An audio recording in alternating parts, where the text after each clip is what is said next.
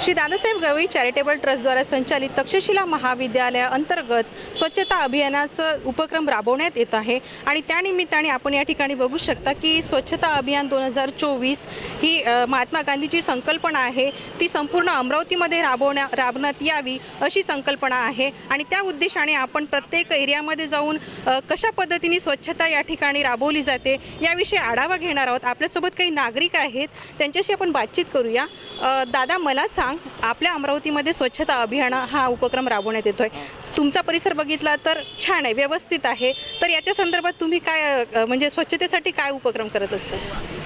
हे आपला रोज स्वच्छता ठेवायची इकडे वेगळे। और यहाँ के जो नगर सेवक है टाइम टू टाइम यहाँ के गाड़ियाँ भेजते, हर हफ्ते में एक दो बार गाड़ियाँ आते रहते।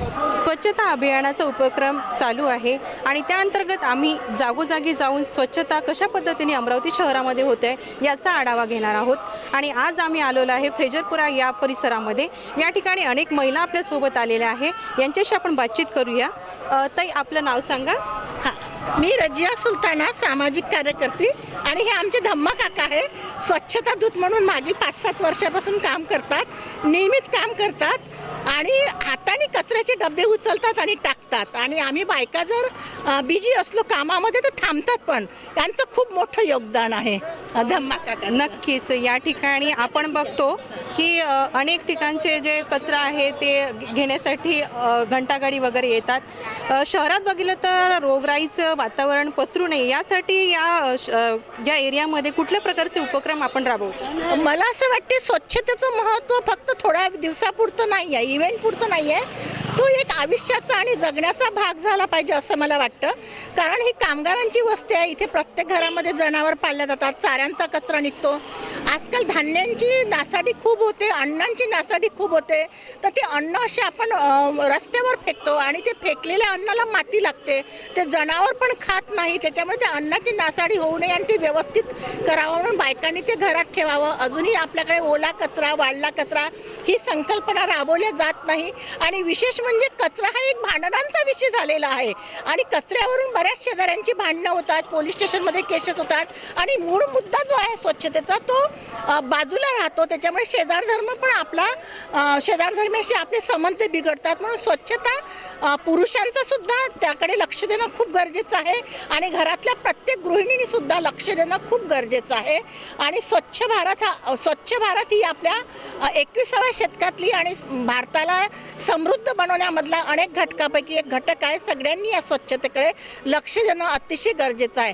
आणि त्याच्यामध्ये मग प्लॅस्टिक, लहान मुलं चॉकलेट खातात फेकून देतात, फळ खातात, केळी सालं खातात ते फेकून देतात, म्हणजे प्रत्येक सकाळपासून संध्याकाळपर्यंत इव्हन आपण कचरा जे आहे, केस जे आहे त्या केसाचा कचरा, झाडांचा कचरा, फळांचा कचरा, प्लॅस्टिकचा कचरा ही खूप मोठी समस्या आहे। जनावरं फिरतात, खातात, त्यांच्या पोटामध्ये प्लॅस्टिक जातं, तर स्वच्छता हा एक जगण्यापासून तर मरण्यापर्यंत खूप मोठा एक आहे। त्याच्यामुळं नाल्या तुंबतात, पाणी वाहत नाही, त्याच्यामुळे स्वच्छतेकडे प्रत्येक नागरिकांनी लक्ष देणं गरजेचं आहे। आणि मला असं वाटते प्रत्येक मातेने स्वच्छता हा संस्कार आपल्या मुलांवर करावा, लहानपणापासून करावा की बाळा तू आता चॉकलेट खाल्लं तर हे आपल्या खिशात ठेव, बाहेर जाताना ते फेकून द्यायचं। तर प्रत्येकाने याच्याकडे लक्ष देणं गरजेचं आहे। हा इव्हेंट पुरता विषय नाही आहे, तो जगण्याचं एक अभियान व्हावं असं मला वाटतं। नक्कीच रजियाताईंनी खूप चांगलं कचऱ्याविषयी मार्गदर्शन केलेलं आहे। आपल्यासोबत इतरही स्त्रिया आहेत ज्यांना आपण विचारणार आहोत की ताईंनी सांगितलंय की घरामध्ये जे शिळं अन्न वगैरे उरतं त्याच्यामुळे सुद्धा इकडे तिकडे टाकलं जातं, तर त्याच्यासाठी तुम्ही काय करता? मला मराठी येत नहीं ताई, मैं हिंदी में बोलती हूँ आपको।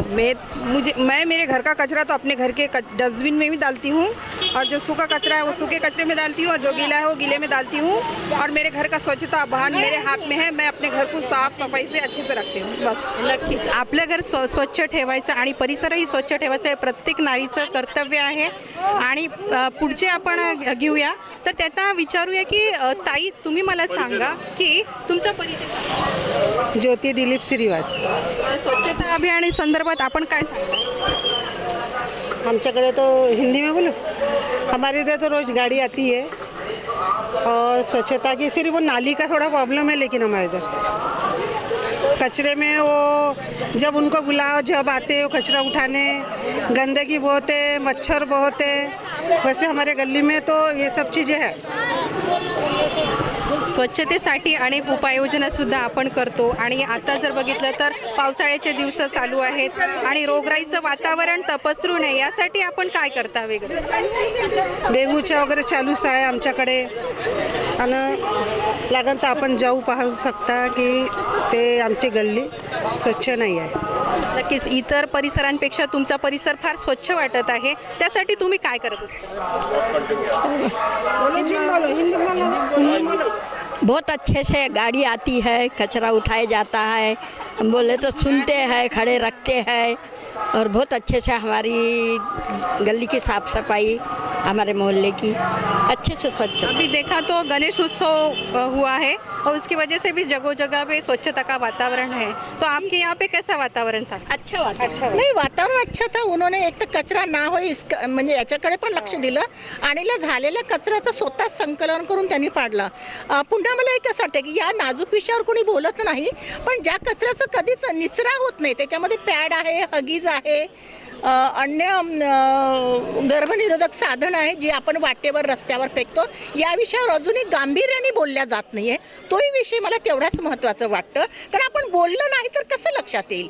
म्हणून हा मुद्दासुद्धा मला खूप काही बायकांनी ज्या पोरांच्या हगीज असतात वगैरे, कारण म्हाताऱ्यांना सुद्धा आजकाल बेटपान लावतो, यासुद्धा व्यवस्थित एका याच्यात ठेवून मग कचऱ्या गाडीमध्ये टाकावं असं मला वाटतं। नक्कीच यांचा परिसर बघितला तर नक्कीच सुंदर असा परिसर आहे। या ठिकाणी कुठे कचरा असा जास्तीचा दिसत नाही आहे, लोक काळजी घेत आहेत कारण कुठे रोगराई पसरू नये याची सुद्धा प्रत्येकाच्या मनामध्ये भीती असते आणि अशा पद्धतीने बघितलं तर हा फ्रेजरपुरा परिसर हा स्वच्छ आणि सुंदर परिसर असं म्हणता येईल।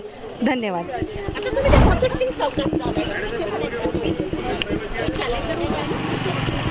आपण बघतो की परिसरामध्ये स्वच्छतेचं वातावरण आहे, आपल्यासोबत अनेक नागरिक या ठिकाणी जोडलेले आहेत। काका मला सांगा, या ठिकाणी घंटागाडी रोज येते, परिसर स्वच्छ आहे, आपली काय संकल्पना? हां, मी किशोरनगरचा रहिवासी आहे आणि मी सेवानिवृत्त तहसीलदार होता आणि 24 वर्ष झाले सेवानिवृत्त झालेला आहो आणि महानगरपालिकेची जी घंटागाडी वगैरे जे आहे तो रोज येऊन साफसफाई वगैरे करते, नाल्या वगैरे साफ करतात, त्याच्याबद्दल काय वाद नाही।